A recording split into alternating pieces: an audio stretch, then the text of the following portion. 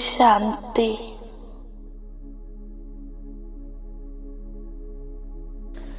സെക്കൻഡിൽ മനസ്സും ബുദ്ധിയും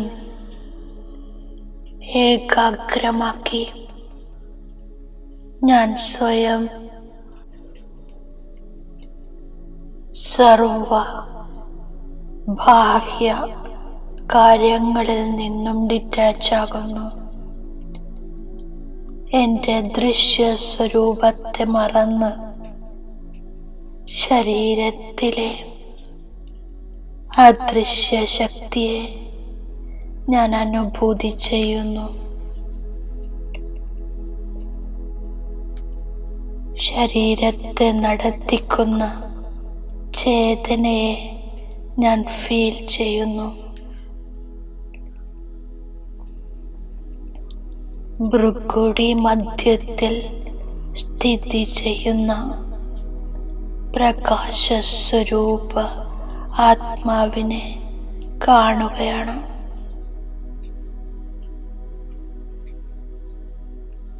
ദിവ്യചേതനയുടെ ഒരു അതിസൂക്ഷ്മ ബിന്ദു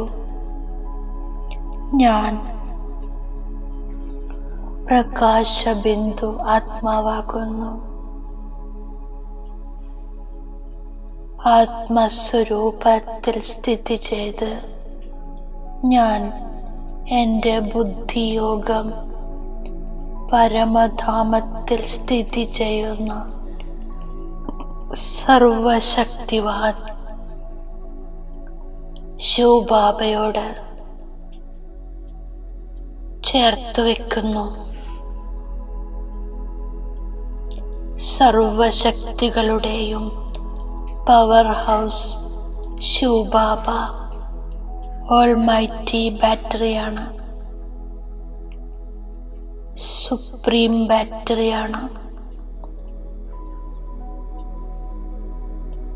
സർവശക്തിമാൻ ബാബ സർവ ആത്മാക്കളുടെയും ഡിസ്ചാർജായ ബാറ്ററി ചാർജ് ചെയ്യുന്നു. ഞാൻ ആത്മാവിൻ്റെ വയർലെസ് കണക്ഷൻ ഓൾമൈറ്റി ബാറ്ററി ശിവബാബയോട് ചേർത്തിരിക്കുന്നു.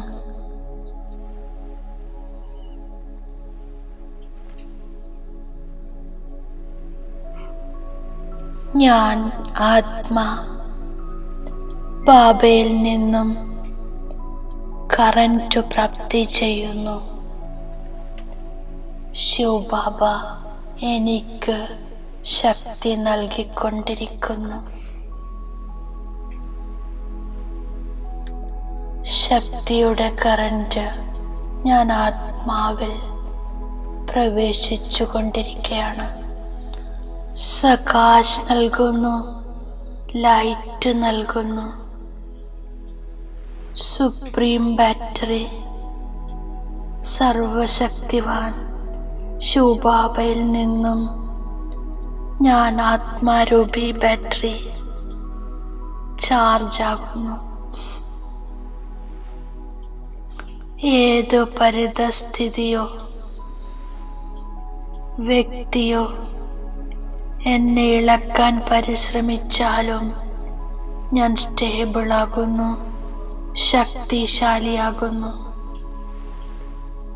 ഓൾമൈറ്റി ബാറ്ററിയുടെ പവർഫുൾ കറന്റിൽ എൻ്റെ വികർമ്മം വിനാശമാകുന്നു.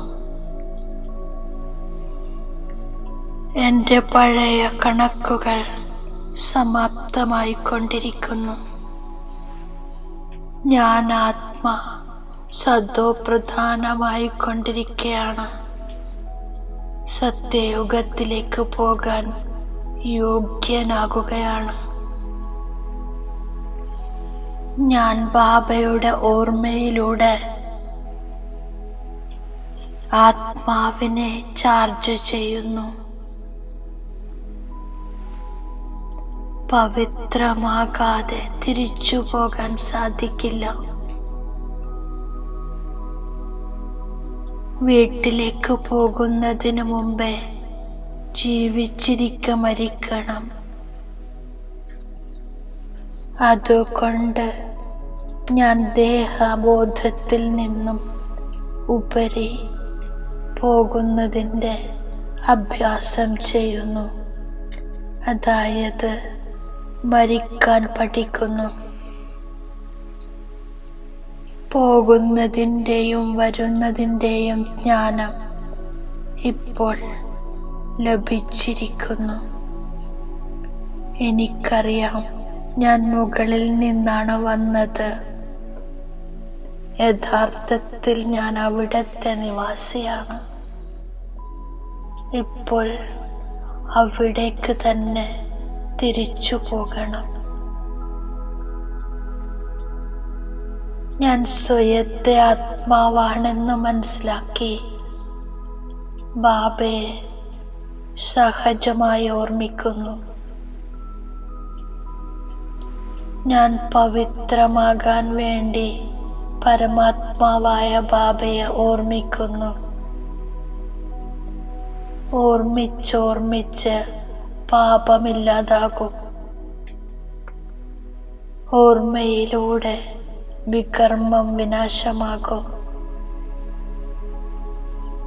ഇപ്പോൾ ബാറ്ററി ചാർജ് ആകുന്നു. ബാറ്ററി ചാർജ് ആകുന്ന ജ്ഞാനം ഇപ്പോൾ മാത്രമാണ് ലഭിക്കുന്നത്. നടക്കുമ്പോഴും ചുറ്റിക്കറങ്ങുമ്പോഴും ബാബയെ ഓർമ്മിച്ച് ഞാൻ സദോ പ്രധാനമാക്കാനുള്ള പുരുഷാർത്ഥം ചെയ്യുന്നു. ഓരോ 5000 വർഷങ്ങൾക്ക് ശേഷവും ബാറ്ററി ഡിസ്ചാർജ് ആകും. ബാബ വന്ന് എല്ലാവരുടെയും ബാറ്ററി ചാർജ് ചെയ്തു തരുന്നു. ഈ മൃത്യുലോകത്തിൽ ഇതെന്റെ അന്തിമ ജന്മമാണ്. എൻ്റെ ബുദ്ധിയിൽ ഇപ്പോൾ ഓർമ്മ വരുന്നു, എനിക്ക് വേഗം വേഗം പോകണം. ഏറ്റവും ആദ്യം മുക്തിധാമത്തിലേക്ക് പോകണം. ശരീരമാകുന്ന വസ്ത്രം ഇവിടെ തന്നെ ഉപേക്ഷിക്കണം. പിന്നീട് വീട്ടിലേക്ക് പോകും. ഞാൻ എൻ്റെ ശ്രേഷ്ഠമായ ധർമ്മത്തെയും കർമ്മത്തെയും മറന്നുപോയിരിക്കുന്നു. അപ്പോഴാണ് ദുഃഖിയായത്.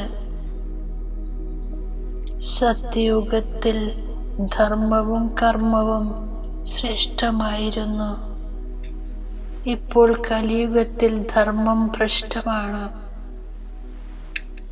പരിധിയില്ലാത്ത ബാബ പറയുന്നു, മന്മനാഭവ. ആത്മാവിൻ്റെ ജ്ഞാനം പഠിപ്പിക്കുന്നു. ഇത്രയും ചെറിയ ആത്മാവിൽ 84 ജന്മങ്ങളുടെ ഭാഗമടങ്ങിയിട്ടുണ്ട്. അതൊരിക്കലും നശിക്കുന്നില്ല. ആത്മാവ് അവിനാശിയാണ്. അതുകൊണ്ട് പാർട്ടും അവിനാശിയാണ്. ഈ പുരുഷോത്തമ യുഗം വരുമ്പോൾ വീട്ടിലേക്ക് പോകണം. ഇതിൽ പവിത്രത തന്നെയാണ് മുഖ്യമായും വേണ്ടത്. ശാന്തിധാമത്തിൽ പവിത്രമായ ആത്മാക്കൾ മാത്രമാണ് വസിക്കുന്നത്. ശാന്തിധാമത്തിൽ ശരീരമില്ല. ആത്മാവ് പവിത്രമാണ്. അവിടെ ബാറ്ററി ഡിസ്ചാർജ് ആകുന്നില്ല. ആത്മാവിൻ്റെ പ്രകാശം ഇപ്പോൾ വളരെ കുറഞ്ഞിരിക്കുന്നു. തീർത്തും അണഞ്ഞു പോകുന്നില്ല. ആത്മജ്യോതി അണഞ്ഞു പോകില്ല. അത് അവിനാശിയാണ്. ഞാൻ സന്തോഷത്തോടെ ജീവൻ മുക്തിയിലേക്ക് പോകും. ബാബ പുരുഷാർത്ഥം ചെയ്യിച്ചുകൊണ്ടിരിക്കുന്നു, സാക്ഷിയായി കണ്ടുകൊണ്ടിരിക്കുന്നു. ഞാൻ സ്വർഗത്തിലേക്ക് പോകുന്നതിന് വേണ്ടി സ്വയം തന്നെ പുരുഷാർത്ഥം ചെയ്ത് ശരീരം ഉപേക്ഷിക്കുന്നു.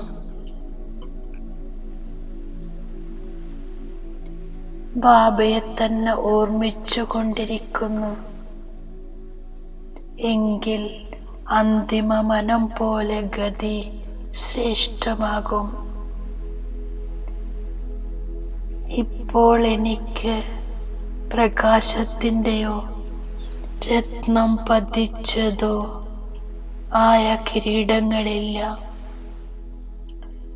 2 കിരീടങ്ങൾ നേടുന്നതിനു വേണ്ടി വീണ്ടും പുരുഷാർത്ഥം ചെയ്തുകൊണ്ടിരിക്കുന്നു. കൽപ്പം മുമ്പും ഞാൻ ബാബയെ കണ്ടിരുന്നു.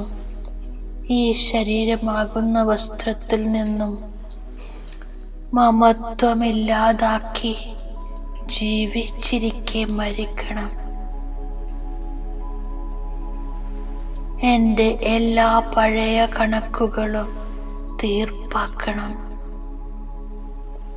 ഡബിൾ കിരീടധാരിയാകുന്നതിനു വേണ്ടി പഠിക്കുന്നു.